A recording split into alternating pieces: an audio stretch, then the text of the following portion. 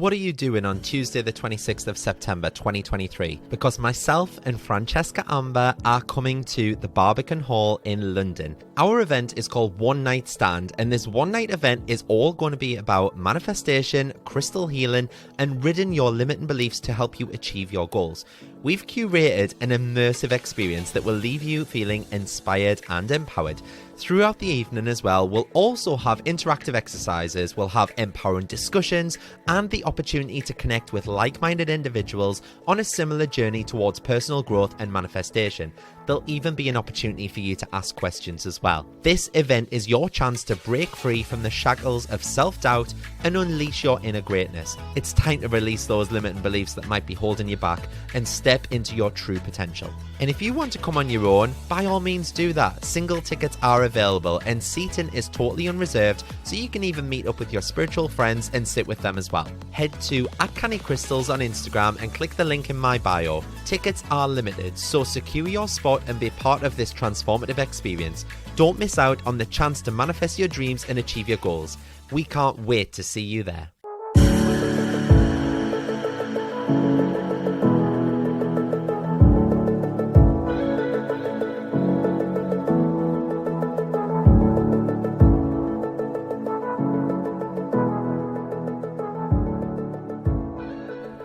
Hello everyone, and welcome back to another episode of Canny Crystals, the podcast. I hope that you're all well.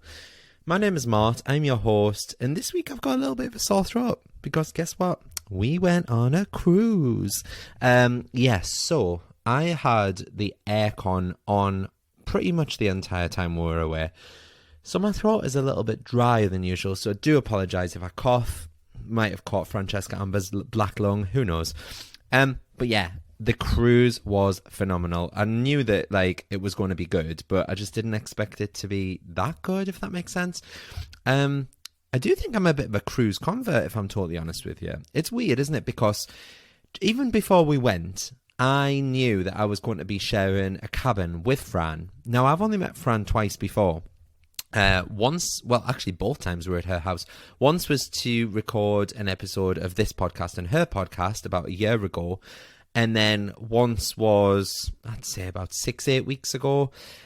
And it was like we've never been away from each other. Like we've known each other our entire lives. It was weird. Like even people that we'd just met, we were talking to them and they were like saying, "Oh, how long have you known each other?" And we're saying, "Oh, about a year. This is only the third time we've actually met." They were like, "What?" They couldn't believe it.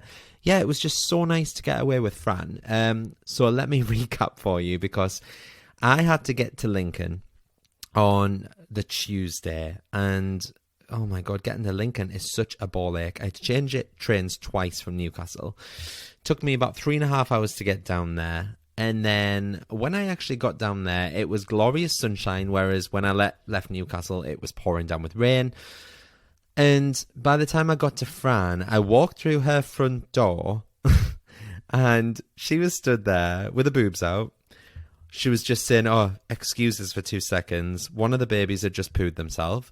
Then I had an older daughter, Bo, just randomly come up to me, pull me into the kitchen, put on some Irish music and start doing an Irish jig. And then Fran started getting a spray tan and she's offering me a glass of rosé wine. And I was stood there like, what is going on? As you can imagine. But yeah, we didn't get to bed until about 11 midnight something that night. We had to be up at 3 a.m. because we were leaving at 4 to drive to Birmingham Airport. So I got to bed at midnight. Bo wanted to sleep in the bed with me because she was just, she just thought I was amazing, basically. Bless her. And she just wanted to stay with us. So Fran started packing her case at about half midnight. She had podcasts to record. She needed to put the girls to bed and stuff, so she had to wait until midnight before she could record the podcasts. And she packed a case, and I just remember my alarm went off 3 a.m. that morning. And I got myself out of bed. I went straight into the shower just to, wake myself up. Got myself dressed, and I thought, I'll go downstairs and I'll make a cuppa. So I boiled the kettle, made myself a coffee. And just when the house is eerily silent, I couldn't hear a thing. And I was thinking, is Fran actually awake? And then I heard her alarm go off and I thought, oh, okay, she's up. Don't worry. So got to 20 to 4. We were supposed to be leaving in 20 minutes at 4 a.m. And there still wasn't a peep out of Fran's room. So I just went upstairs and I thought, I'm going to knock on the door. So I knocked on the door. Nothing. I opened the door and the room, Fran has like blackout blinds or blackout curtains. I don't know. But the room was just pitch black. And I was like, oh my God, she isn't up. So I went in and I was like, Fran. I walked over to her and I started shaking her. I was like, Fran. Nothing. Not a thing. And I was like, oh my God, is she dead? So I literally violently shook her and she just opened her eyes and went, what time is it? And I went, 20 to 4. And she went, give me 5 minutes. Honest to God, I was so stressed because I was like, we're going to miss this flight. The flight wasn't until 8 a.m., but it's a 2-hour ride from Fran's house to Birmingham. So yeah, so anyway, she come downstairs 5 to 4 with a case and everything like that. The babysitter arrived 5 to 4 in the morning, bless her. Shout out to Megan, I know she listens. And yeah, honestly, we were on the road at 4 a.m. and we just never shut up the entire way there. We had such a laugh. We got to Birmingham Airport for about 5:45, I think it was, because there was no traffic on the roads. We just made it in time for our flight by the time we'd had a quick breakfast. And Fran slept all the way there on the plane. I had my laptop out. I was trying to do a bit of prep for this event that we're doing. And we got there. We were whisked away from the airport to the cruise ship.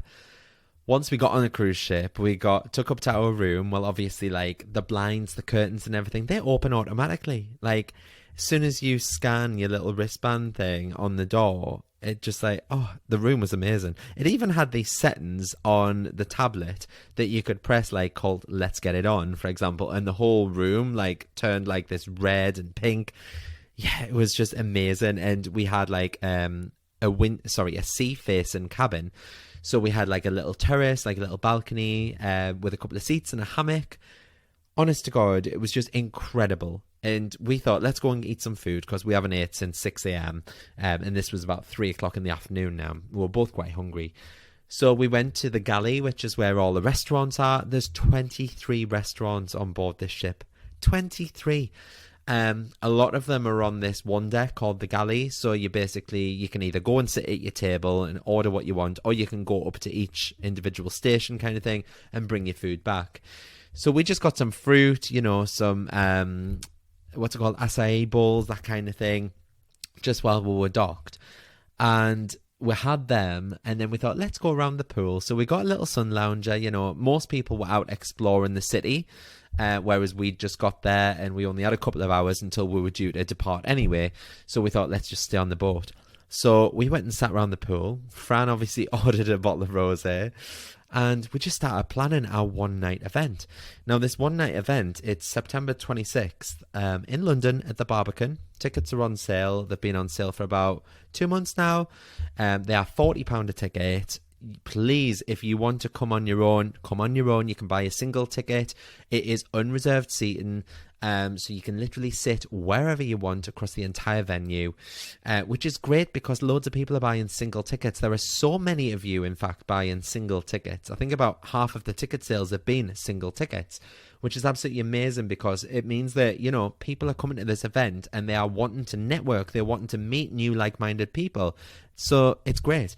But we were able, across the next few days on this cruise ship, while we went to Corsica, where else did we go? Barcelona, Ibiza. So while we went to all these different places, we were able to plan what we want to be talking about, what we wanted the show to actually be about, how we want the audience to engage, and there's going to be so many surprises and things like that. So it is going to be an absolutely amazing event. So do not miss out. The tickets are available. The link is in my bio. We've also got a competition right now. So if you haven't seen the competition, head over to mine or Fran's Instagram, or both if you want double the chances.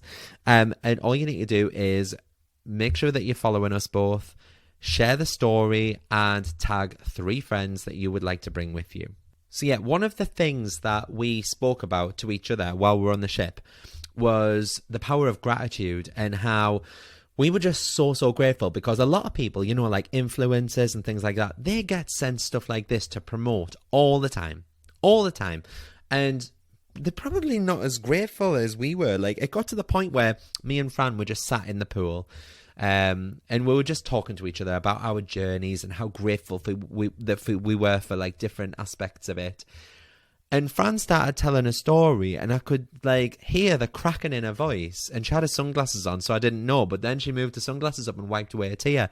And I was like, that is the sheer power of gratitude. Like, we are sat here like so full of gratitude right now that it is literally bringing us to tears, because we're so thankful for being sent on this like little trip. And yeah, I mean, we were there to promote it and stuff like that, but every single thing was paid for. The food, the alcohol, our cabin, our flights and everything. Everything was included. It was absolutely incredible. So because we both shared that gratitude and like shared it with each other, and we sat there in that gratitude, later that evening, we were due to dock in Ibiza. Now, one of the other guys that was on the cruise with us as part of our little group basically said, oh, by the way, I can get us into WikiWoo in Ibiza. I've never heard of it, but check it out. It is amazing. It's like an Instagrammer's paradise. You'll have seen it on my stories if you haven't looked already. It's also on a few of my posts on @MarkTweedy on Instagram. But yeah, it was basically an Instagrammer's paradise. It was all pink. It was all like palm trees. There was like a phone box. There was a swing. There was like pink mopeds everywhere. And as soon as we basically sat down, the sun was setting directly behind us, so we got a perfect view of the Ibiza sunset. And if you've been to Ibiza, you know exactly what that sunset looks like. It is stunning. And we were sat there, and as we sat, we'd only been sat about 30 seconds, this huge porn star martini like tree came and landed on the middle of our table with all these drinks with sparklers coming off it and things. 2 minutes later, there's a bottle of sangria, then there's rosé wine, then there was Prosecco, and then these nibbles turned up, and, you know, they were all like entrees, canapes, that kind of thing. And then we got steak and all the side trimmings and stuff like that. And I was like, oh my God, this is going to be so expensive. But I just sat in that gratitude, and I was like, who even ordered all of this food? But anyway, this guy who had got us in there had basically paid for everything. So big shout out to Nick Eade if he's listening. Probably won't be, but someone that knows him might be, and they might pass on my gratitude. But I am so thankful for Nick and Tony Truman, who looked after us from WikiWoo. Absolutely amazing people, and thank you so much. But they paid for everything. Honestly, I couldn't believe it. And I said to Fran, I was like, I am so grateful that we have just had all of that food and all of that drink for free. And I'm not saying this to brag. I'm saying this to show you what the power of gratitude actually does. Like, we had just sat there that day and been so grateful for our lives, been so grateful for our journeys, been so grateful that we were in the Mediterranean to be able to plan our one-night event, and then we get more stuff sent to us. And that is the power of the universe. When you are grateful and you sit in that gratitude phase, when you're grateful for everything that you have, the universe does nothing but send you more of that, because it says, okay, you like that? Here's more of it. Okay, that's on your mind. Here's more of it. And the same goes for negativity, you know, on the polar opposite. If you sit in that negativity constantly, the universe thinks, okay, you want more of that because you're thinking about it. You attract more of what you think about. So all I'm asking is that you go away from this podcast episode today and really like take into account all of your gratitudes. That's why we do these gratitude lists, you know, first thing on the morning, why we start our day with 3 things to be grateful for. Or if you read The Magic, I think she asks you to do 10 things. But my 31 days of gratitude, for example, the challenge or the book, whichever one you have, every day you're thinking of 3 things to be grateful for. And it's just the perfect way to start your day, because when you are grateful for what you have, you are going to be given more by the universe. So something else that me and Fran did while we were there is that we were traveling along on the sea, and trust me, every single morning started with Fran opening the curtains going, oh my God, we're at sea. Like, as if we didn't know. So anyway, every day started like that. And I said to her, like, she was just looking over the balcony one day, and I was like, do you know what we should do? And she was like, I wish I had something to chuck in the sea. And I was like, I was just thinking the same thing. I took a little pink Lemurian crystal with me, and I thought to myself, wouldn't it be great if we set our intentions with this crystal in our hand, the 2 of us, and then we returned it to the sea, and we returned it back to Mother Earth and back to Mother Nature, that kind of thing. And Fran literally looked at me and she was like, let's do it. So I put the crystal on the palm of my hand. She put her hand over the top of me and I just said, okay, let's visualize, a full auditorium. We're at the Barbican. We're on stage. We're looking out. People are cheering. People are stood up on the feet. People are clapping. And I just thought to myself, sit in that phase, sit in that. So we sat with that for about 30 seconds or so. And then I said, and now feel those emotions. How would we feel? How ecstatic would it make us feel? And once we both felt that the time was right, we got hold of that crystal and I chucked it into the ocean over the side of the ship. You're not supposed to chuck things over. I don't condone it, but hey-ho, it was a crystal. It was part of nature. So we chucked that over and Fran went, isn't that so magical? And I went, what? And she went, the fact that not one single other person on this earth will ever touch that crystal ever again. That had literally sank to, the bottom of the Med. We were in the middle of the sea. We were in the middle of nowhere. We were halfway between, I think we were halfway between Italy and Spain. But that's exactly what I mean. Like, there was literally no way that anyone could ever find that crystal ever again. And that just made it feel so much more magical that we'd return this crystal back to the earth. So that was our visualization. Make it happen. Go and buy tickets. Shameless plug. But yeah, the next day, we'd been doing our gratitudes and things in our cabin that night as well. And we were saying what we were grateful for again. And the next day, there's other guy, shout out to Richard Squire. He basically said, I can get you guys into Nikki Beach. You don't have to pay for a bed, because we'd been looking at going to Ocean Beach or something like that, but you had to pay for a bed and all the beds were taken. So it was going to be €25, which is nothing really, but that was just a stand. It would mean that you couldn't sit down all day. And I was like, do we really want to go and just stand like at an Ocean Beach club kind of thing?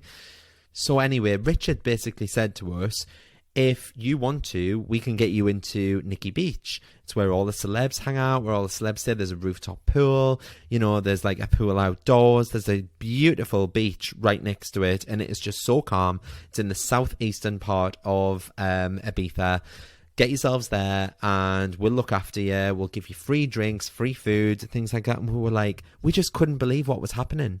So again, we went there on the penultimate day, and what an experience while we were there. We got food brought to us. We got drinks brought to us. Fran spent 3 hours in the pool. I was like a wrinkly prune, honestly. While we were in Corsica, actually, just to go back, Corsica in France, I came out of the sea and I lay on my front for about 15 minutes and fell asleep.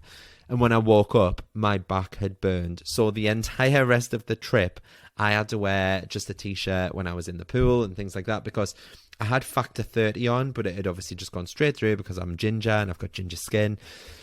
Yeah, fun times. So that is all peeling at the minute. I'm like a snake.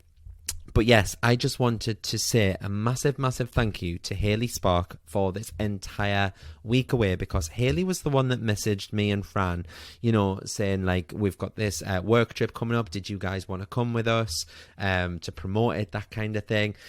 And it's all because of Hayley that this happened. And it's funny because Hayley was on the podcast a few episodes ago. I say a few episodes ago, I'm talking about 30 or 40 episodes ago. And she was talking about, having the power of a positive mindset. And I think that's what the episode was called, actually, the power of a positive mindset. Go and listen to it if you haven't already. It's my most listened to episode, actually, of all time. So you obviously love it. But yeah, big shout out to Hayley, because Hayley was the one that got us on board this ship in the first place and got us involved with the travel company that sent us away with it. So massive, massive, massive shout out. Go and follow her. She's at Hayley Sparks TV. And yeah, some other amazing things are coming up between us working together with Hayley and Fran. Hayley's also going to be hosting our One Night Stand event in London. So she's a TV host. So we thought, what perfect way then to incorporate the whole thing together with Hayley actually presenting it. So there is going to be like a Q&A at the end. So we thought that would be the perfect opportunity for, Hayley to run around the audience with the microphone and asking questions to us, that kind of thing. So yeah, cannot wait for that. And I guess that brings me to what I actually wanted to talk about in today's episode. So we've gone right the way around the houses there, but I wanted to talk about kind of unlocking the power of positive emotions. So we talk about gratitude all the time, and like I've just said there about gratitude, but you know that song, like, always look on the bright side of life. I should never ever sing on this podcast. I do apologize. Like, even when we're in the worst situations, like, is it possible that we can always look on the bright side of life? Probably not. But this is what we've got to like work out. Like, psychologists are discovering like ways of, measuring and increasing our positive emotions on a daily basis. So they can gauge the quantity and regularity of our positive emotions and, the effect that they have on our general well-being, as well as the specific impact that they have on our social and professional lives. So we don't need to feel good all the time, just some of the time. It's like when I say to people, raise your vibrations, or put some happy music on, a happy playlist, or do what feels best for you, that kind of thing. We don't have to sit, with a big Cheshire cat grin on our face the entire time, okay? We just have to feel good about it in the moment, okay? So the power of positive emotions it's just been underestimated for far too long. So everyone knows that good feelings have a positive impact because they give us the energy to get more done, and our positive energy makes others like us better as well. But up until recently, people focused on negative feelings, such as fear or anger, and that's because negative feelings can seem to have a more serious impact. For example, when you're on the way to, depression, stuff like that, we're usually more aware of negativity, whilst positive ones are a more subtle experience. So why are negative feelings so much kind of louder? And that's because they have been crucial to our survival in our past, okay? So our ancestors, they intensely experienced negative feelings like fear when they focused on a threat, for example, like a predator or an enemy, and I'm talking like caveman days here, so that they could concentrate all their energies on, fleeing or fighting or whatever it is that they needed to do to survive. So in large doses, positive feelings such as love or joy or gratefulness or hope or pride, they can change our whole lives. And they often pass unnoticed, like I say, and that just makes us a bit more resilient and help guide us through many tough times.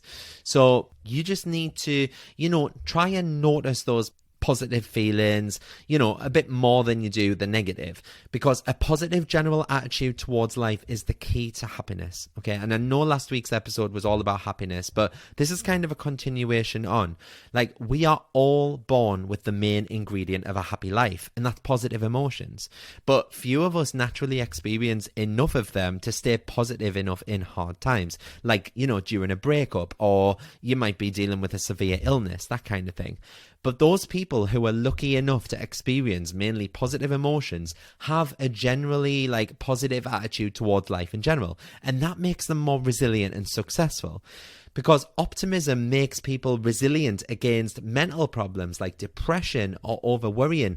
And because they always see the good in every situation, they can navigate through even the hardest times without much trouble. And me and Fran had this conversation the other day while we were on the boat, and we said, we used to be, before we did all this work, we would be quite negative people. We would look at things from a negative angle. And, when the pandemic hit, for example, Fran pretty much lost everything. She was in the beauty business, so her salon had to close down. She had just given birth to twins. She wasn't allowed any help or support from her friends or family because we were going through the lockdown. She was at rock bottom. She lost loads of weight. She looked so gaunt and anorexic in the photos. And she was at rock bottom. Yeah. And she said before she did all of this work, she would look at that situation as being negative. But now that we've done the work, now that we've come out the other side, we can spin that as a positive experience. It got us to where we are today. It let us build our resilience. It, drove us to where we are at this moment in time. So if you can find positivity and happiness in even the darkest of times, you're on to a winner. Okay? When you look at the world in a more open way, you will see opportunities and solutions where other people might only see problems and issues. So even when things seem to get bad, they'll search for the best way out, yeah? So all of this makes one thing clear, that anyone who wants to lead a happy, fulfilled life should aim for a generally positive attitude. And the key is to consciously increase the amount of positive emotions that you experience, because by doing that, you're going to gain a positive attitude. If you manage to experience more positive than negative emotions, okay, so like the scales are tipped, you're naturally going to end up with a positive attitude towards life. Like, you know that feeling when you're just full of hope and that anything seems possible and your energy just seems like boundless? Hopefully that's what you feel like after listening to this pod. But that's when you're experiencing like the world expanding power of positive emotions. So joy is a great example. Like feeling joyful, that makes us want to play, and that makes us more creative, and that helps us find solutions that we would usually have missed. So in the long run, like positive emotions like joy can even change our personality. Like it can open up our character. It can make us more tolerant of other people. And like I say, you don't have to be like 100% positive. I'd say like it probably comes down to about 75% positive. If you can keep 75% of your life positive, you'll be able to manifest your dreams. You'll be able to have this huge life that you're so grateful for, that you have all this positive like emotion for. I believe that you just need the right ratio between positive and negative emotion. So if the ratio of good to bad feelings is too low, for example, just one good feeling for every bad one, shall we say, will end up in a downward spiral. And every day we feel a bit worse, a bit unhappier, until we sit in that depression. Okay. The only way out of this is to counteract it. So we increase our positivity ratio, or the number of positive emotions that we feel for every bad one. And don't get me wrong, like in reality, most of us are far away from the positive ratio. I think probably most people would have, 2 parts negative to 1 part positive and just be totally dissatisfied with their life. Whilst people living with depression might have, equal parts of positive and negative emotion. But reaching that positivity ratio is an attainable goal. Okay, it's attainable for all of us. So if you experience more sadness or anger or hatred than joy, don't worry, you are like most people. Most people feel that way. Trust me, when I worked in the NHS, I felt sadness, anger and hatred pretty much every day, towards my colleagues, towards patients, towards staff, towards everything and everyone, because I was generally unhappy with who I was as a person. But don't give up. You can learn to have a positive attitude. It might take some work, but even by listening to this podcast, you are taking those steps towards having a more positive attitude in your life. And, some will probably object and say, you learn this genetically, and you learn this from your parents, or you pick this up from your friends. And that is true. Like I've mentioned before, you are the kind of accumulation of the 5 people that you are surrounded with. And I've said this before, and I'll say it time and time again. So if you are surrounded by 5 people that are really, really negative, and they really couldn't give a shit about life, and they sat moping around, and they've set up a WhatsApp group and invited you to it, and all they do is bitch about other people, or they drag you down, or they talk about what people are wearing, you're going to be sucked into that, and that's going to bring your vibe down. So you're not basically going to be able to build your resilience to gratitude and positive attitudes towards life if you are being constantly dragged down and you are constantly in that cycle. So surround yourself with positive people, okay? Having a resilient personality is valuable, because when you face obstacles with optimism, like you might even like lose a loved one in your lifetime, for example, that drastically increases your depression, your anxiety. You know what I mean? You are going to feel feelings of sadness because of that like event.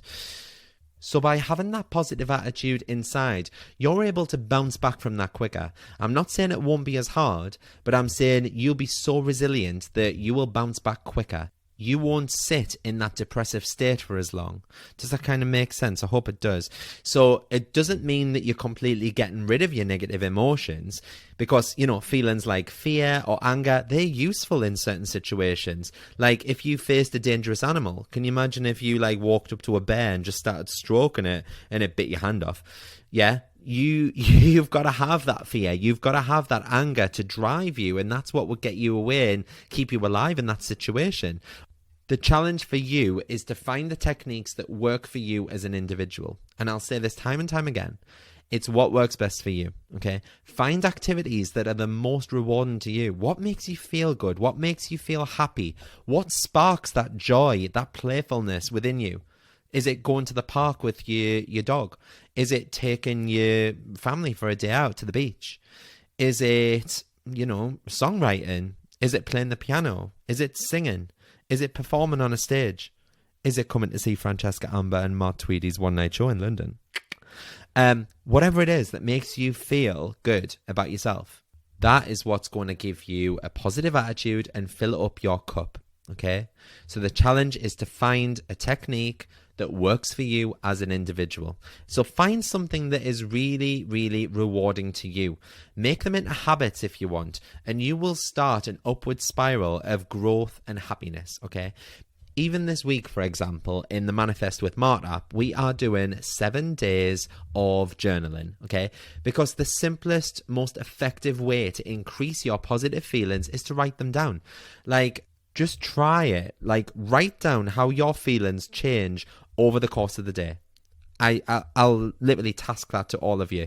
How did you feel when you woke up? How did you feel after you put on your clothes? How did you feel after breakfast? And so on. Okay, so just observe how you're feeling, because your emotion ratio to observe yourself will go up and down throughout the day. So find out what makes you feel good. Try and cultivate those behaviors and try and run with them on a day-to-day basis. Because when you journal in this way, you can keep track of all the situations that you encounter, which feelings that they're triggered, and then once you've got an overview of how often you experience those positive or those negative emotions, which situations trigger which emotions, you can easily increase your positivity ratio, because you can think to yourself, okay, I'm going to do more of what made me feel good tomorrow. So if today you had 3 things that made you feel good and 3 things that made you feel shit, can you avoid those 3 things that made you feel shit? Was it that, you had to go somewhere with someone that you don't like? Can you cut that out of your life tomorrow? That will make you feel just like that little percentage more grateful for your day, because you'll have that positive attitude from the other positives that you've experienced, but not have to deal with being around this other person, okay? Gratitude is such a positive, powerful emotion. Okay, so if you experience it frequently, even in small doses, it leads to a continuous improvement in your general attitude towards life. And we know this. I've spoke about this before. When my granddad died, I felt like I had nothing. I was at rock bottom for 4 or 5 months, just lying in the bath, not being able to do anything. And it wasn't until I found crystals and I started doing gratitude lists that I started feeling better about myself. And that was like a continuous improvement in my general attitude. So the role of journaling is to find out which situations repeatedly make you feel grateful, so that you can trigger more gratitude by recreating those situations more often. So I know last week we spoke about mindfulness, and mindfulness lets you consciously change your everyday feelings. And it's just consciously perceiving and enjoying every single moment of your life by willfully focusing on the positive aspects of everything that you experience. For example, you might be on your way to work. You can let your mind wander while you're on the bus, not so much when you're driving. And you can let your mind wander to your troubles, for example. You can think, oh my God, I've got this huge meeting coming up today. Oh my God, I've got so much work to do. Oh my God, then I've got to pick the kids up. Then I've got to cook tea. Or you can focus on and savor, the singing birds that you can hear through the window, or the spring flowers that you've just drove by, or the children playing in the park. What would you rather focus on? Would you rather go to that place of negativity, or would you rather see the positives and think, oh my God, what a glorious day? Because it is in our natural instinct to go straight to the negative. Trust me, I know this. I've been there myself. Or during a meal that you would usually, mindlessly just gulp down food, you could maybe focus on tasting the flavors, tasting that food that's in your mouth, feeling the textures on your tongue. And it's so weird. People think that mindfulness is a bit hippie and stuff like that, but it doesn't just apply to positive emotions. It also means that you're aware of all your negative feelings that you experience. So you can rationally examine or question them. So say, for example, and you've had a negative experience at work, and it's on your mind, it's playing on your mind, and you can't get anything done. It might be, your boss has said something to you nasty or something like that. Don't keep thinking it over, okay? Instead, maybe spend the time redirecting your attention. Go for a walk. Even if it's just around your building, go for a little break, do a little 5-minute breathing exercise, put your headphones on, listen to something upbeat, something that'll get you out of that mood, listen to a podcast, something useful, like, I don't know, reading through unanswered emails, something like that. Another strategy is to reevaluate the negative and just try to find something good about it. So maybe your boss's temper is a challenge for you to overcome. So instead of feeling bad, what can you learn from that situation? Try spinning it in a different way, okay? But meditation and mindfulness really, really helps you to stick in the present moment, help you stick with that positive mental attitude. And even if you're just doing 5 minutes a day, it's an easy way to increase your happiness. So I've gone on for way longer than I thought this episode would go on for, so I do apologize. And I hope that you found this episode useful. Just before I go, I do need to quickly tell you about my new summer collection, which is available at cannycrystals.co.uk. You will see it on the carousel on the homepage. All you need to do is click View Summer Collection, and if you use code SUMMER15, which is the word summer followed by the numbers 15, at checkout, you will get 15% off everything in this collection, and there are some amazing, stunning pieces. They're hand-selected by myself, so go and check that out. Go and have a look. If you don't already follow me, go onto Instagram, type in Canny Crystals. You will see me. I have something like 13.4 thousand followers. Make sure it's the right one. I know there are a few scam pages going around. I do apologize about that. We're trying to work with Instagram to get them taken down ASAP. Or you can follow me on Instagram at marttweedy, which I now have a blue tick. Woohoo! So yeah, go and follow me on Instagram. You can also follow me on TikTok. Not that I barely use it at the minute. It's at Canny Crystals on TikTok as well. But yes, while you're on my Instagram, click the link in my bio. You will see my links come up. Please, please, please come to our one-night event. Please, please, please. You won't regret it. It's going to be like a huge podcast party between myself and Francesca Amber. If you haven't already, go back and listen to the episodes where Fran was on this podcast, or you can go and listen to Law of Attraction Changed My Life when Fran interviewed me about all things crystals. But yes, I will see you all next Friday. Please don't forget to rate, review, subscribe wherever you're listening to your podcast from. And I will see you all next Friday for another episode of Canny Crystals, the podcast. Thanks very much for listening, guys. Bye.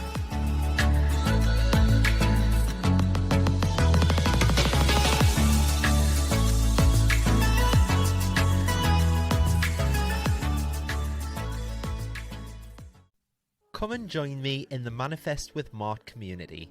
For just £10 a month, you'll get exclusive access to my app, and you'll join all the other beautiful souls in the Canny community, where each day you'll be held accountable to making your dreams and desires come to fruition. You'll also be set daily and weekly challenges. There's a chat room built in so you can talk to people in real time, and you can also pop over any questions that you have in the Q&A forum and I'll answer them for you. It's changing people's lives, and we've already had so many people manifesting things in the first 2 weeks alone. Each new moon, I'll also be going live within the group on a face-to-face video to help you get the most out of the lunar cycles, as well as answer any burning questions that you have. And these live meetups are so powerful, and everyone in the group has had nothing but praise for the safe space that we share. There are very limited spaces for this community, however, just to ensure that I can place my focus on you and nurture you into the ultimate manifester. So if you'd like a spot, please be quick and reserve your seat now. Head to cannycrystalsacademy.co.uk and choose the Manifest with Mart option, where you can get instant access, and what's more, you'll also get access to all of the past recordings and chats too. Join now and start living the life of your dreams.